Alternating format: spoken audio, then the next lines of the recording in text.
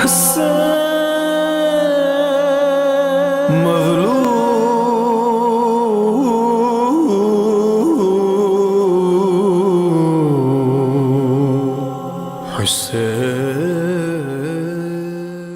باللہ من الشیطان الرجیم بسم اللہ الرحمن الرحیم الحمد للہ رب العالمین والصلاة والسلام علی محمد وعلی آلہ الطیبین الطاہرین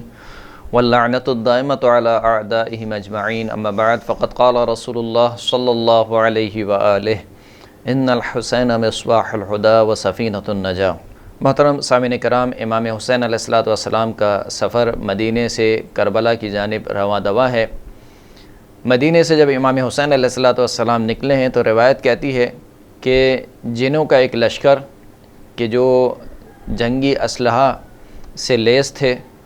اور جنت کے گھوڑوں پر سوار تھے، انہوں نے امام حسین علیہ السلام سے ملاقات کی اور امام حسین علیہ السلام کو سلام کیا، اور سلام کرنے کے بعد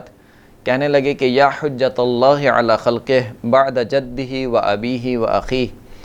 اے اللہ کی حجت اس کی مخلوق پر اپنے والد کے بعد، اپنے جد کے بعد اور اپنے بھائی کے بعد۔ ان اللہ سبحانہ امد جدک بنا فی مواطن کثیرہ، خداوند کریم نے آپ کے جد کی مدد فرمائی ہے ہمارے ذریعے سے کئی ایک مواقع پر۔ وَإِنَّ اللَّهَ أَمَدَّكَ بِنَا، اور خداوند کریم آپ کی بھی مدد فرمانے والا ہے ہمارے ذریعے۔ فقال لهم، تو پس جب یہ بات سنی تو امام حسین علیہ السلام نے ان فرشتوں سے کہا کہ الموعد حفرتی وبقعۃ التی استشہد فیہا وہی کربلا، فرمایا کہ جو میری وعدہ گاہ ہے اور جو میری قبر ہے وہ معین ہے اور وہ جگہ ہے کہ جہاں پر مجھے شہید کیا جائے گا۔ فَإِذَا بَرَدْتُهَا فَأْتُونِي، پس جب میں اس جگہ پر پہنچ جاؤں تو اس وقت میرے پاس آنا۔ تو جنہوں نے یعنی فرشتوں نے امام حسین علیہ السلام سے فرمایا کہ یا حجت اللہ مرنا نسمع و نطیع، آپ ہمیں حکم فرمائیے، ہم آپ کی بات سنیں گے بھی اور اس کی اطاعت بھی کریں گے۔ فہل تخشى من عدو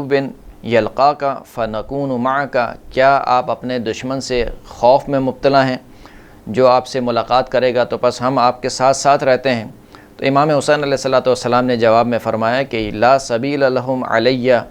ولا یلقونی بکریہۃ او اصل الی بقعتی، کہ میرے دشمنوں کو مجھ پر کوئی قدرت حاصل نہیں ہوگی اور وہ مجھے کوئی اذیت نہیں پہنچا سکتے ہیں یہاں تک کہ میں اپنی وعدہ گاہ یعنی کربلا تک نہ پہنچ جاؤں۔ اسی طریقے سے اسی روایت کے ذیل میں یہ ملتا ہے کہ جو مسلمان جن تھے ان کا ایک گروہ امام حسین علیہ السلام سے ملاقات ہوئی اس کی، اور اس نے امام حسین علیہ السلام سے فرمایا کہ یا سیدنا نحن شیعتک و انصارک فمرنا بامرک وما تشاء، کہ اے ہمارے سید و سردار، ہم آپ کے شیعہ ہیں، ہم آپ کے انصار ہیں، بس ہمیں حکم دیجئے اور جو آپ چاہتے ہیں آپ ہمیں حکم دیجئے۔ فلو امرتنا بقتل کل عدو لک وانت بمکانک لکفیناک ذلک، اگر آپ ہمیں حکم دیں کہ ہم آپ کے تمام دشمنوں کو قتل کر دیں اور جبکہ آپ اسی جگہ پر کھڑے رہیں تو یقیناً ہم یہ کام کرنے پر قادر ہیں اور یہ کام ہم کر کے رہیں گے۔ امام حسین علیہ السلام نے ان کو جزائے خیر دی، یعنی جزائے خیر کی دعا کی، اور پھر ان سے کہا کہ اوما قرأتم کتاب اللہ المنزل علی جد رسول اللہ صلی اللہ علیہ وآلہ وسلم، کیا تم نے اس کتاب خدا کو نہیں پڑھا جو میرے جد رسول اللہ صلی اللہ علیہ وآلہ وسلم پر نازل ہوئی، کہ اس میں خداوند کریم ارشاد فرماتا ہے کہ اینما تکونوا یدرککم الموت ولو کنتم فی بروج مشیدہ، کہ تم جہاں کہیں بھی ہو تمہیں موت پا لے گی اگرچہ کہ تم بہت ہی محکم اور مستحکم قلعوں میں ہی کیوں نہ ہو۔ اور اسی طریقے سے ایک جگہ خداوند کریم ارشاد فرماتا ہے کہ لَبَرَزَ الَّذِينَ كُتِبَ عَلَيْهِمُ الْقَتْلُ إِلَى مَضَاجِعِهِمْ، کہ یقیناً وہ افراد کہ جن پر شہادت لکھ دی گئی ہے، جن کے حصے میں قتل ہونا لکھ دیا گیا ہے، وہ یقیناً اپنے قبروں کی جگہ پر جا کر رہیں گے۔ پھر امام حسین علیہ السلام نے ارشاد فرمایا کہ اگر میں تمہاری بات مان لوں اور اسی جگہ پر رک جاؤں تو بس اس خلقت کا امتحان کیسے لیا جائے گا۔ یعنی یہ بہت بڑا جملہ ہے امام حسین علیہ السلام کا، کہ جہاں پر ایک طرف امتحان تھا خود سید الشہداء کا اور امتحان تھا اصحاب امام حسین علیہ السلام کا، وہیں ایک طرف یہ امتحان تھا امت کا، اور بہت بڑا امتحان تھا امت کا، کہ جب امت دیکھ رہی ہے کہ رسول اللہ کا نواسہ نکل رہا ہے قتل کی جانب، اور خود جانتے بھی ہیں کہ امام حسین کو قتل کر دیا جائے گا. خود رسول اللہ بھی بیان کر چکے ہیں کہ میرے اس نواسے کو قتل کیا جائے گا. نہ صرف یہ بیان کر چکے ہیں کہ میرے اس نواسے کو قتل کیا جائے گا، یہ بھی بیان کر چکے ہیں کہ دیکھو جب وہ موقع آئے تو تم حسین کی مدد کرنا. اس کے باوجود مشورہ دینے ہر ایک آ رہا ہے کہ آپ نہ جائیے، آپ صلح کر لیجئے، آپ اپنی جان کو بچا لیجئے، لیکن کوئی امام حسین کی نصرت کو تیار نہیں ہے. یہ ایک المیہ تھا اس وقت کی امت کا، اس وقت کے افراد کا، کہ اتنی احادیث کو سننے کے باوجود، خود رسول اللہ کی زبانی سننے کے باوجود،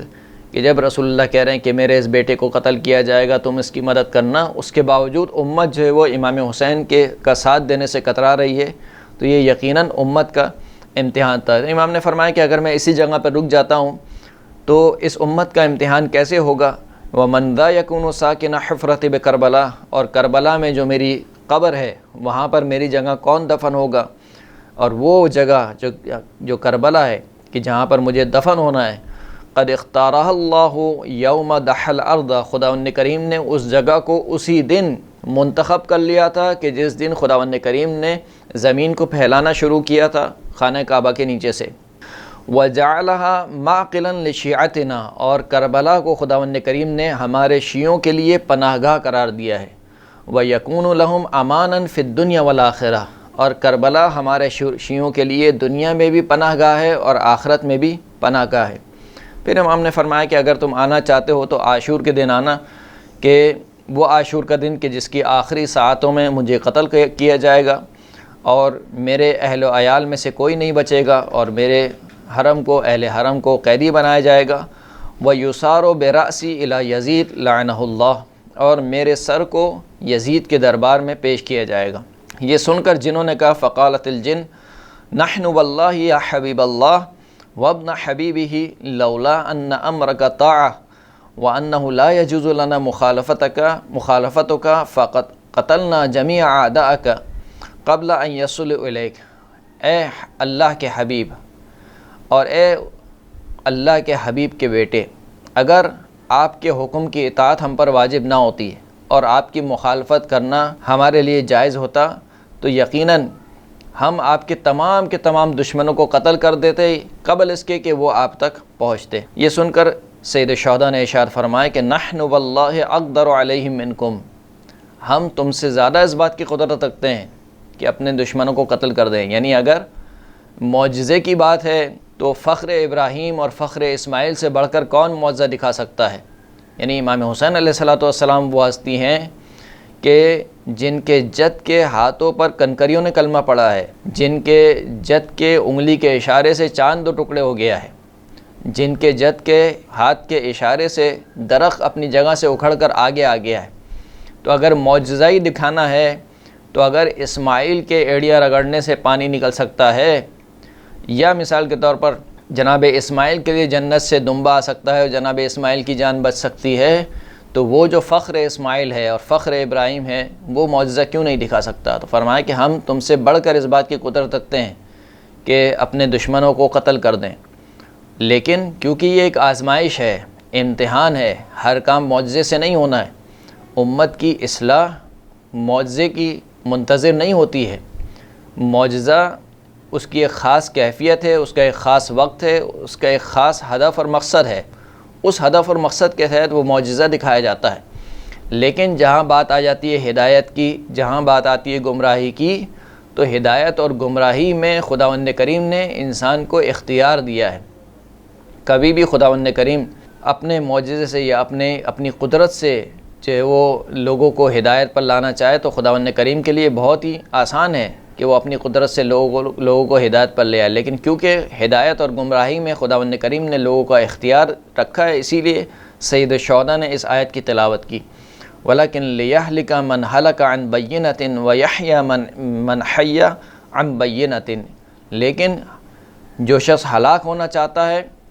وہ عن بینتن یعنی دلیل آنے کے بعد ہلاک ہو، اور جو زندہ رہنا چاہتا ہے وہ دلیل آنے کے بعد زندہ رہے. یعنی کیا مطلب؟ یعنی ہدایت اور گمراہی میں انسان کو اختیار دیا ہے اور دلیلوں کو پیش کر دیا گیا ہے. اب اگر انسان دلیل آ جانے کے باوجود دلیل کو قبول نہ کرے تو یہ وہ شخص ہے کہ جو دلیل آنے کے بعد ہلاک ہو رہا ہے، اور وہ شخص جو ہدایت کو قبول کر رہا ہے تو وہ دلیل آنے کے بعد ہدایت کو قبول کر رہا ہے۔ وآخر الدعوانا الحمد للہ رب العالمین۔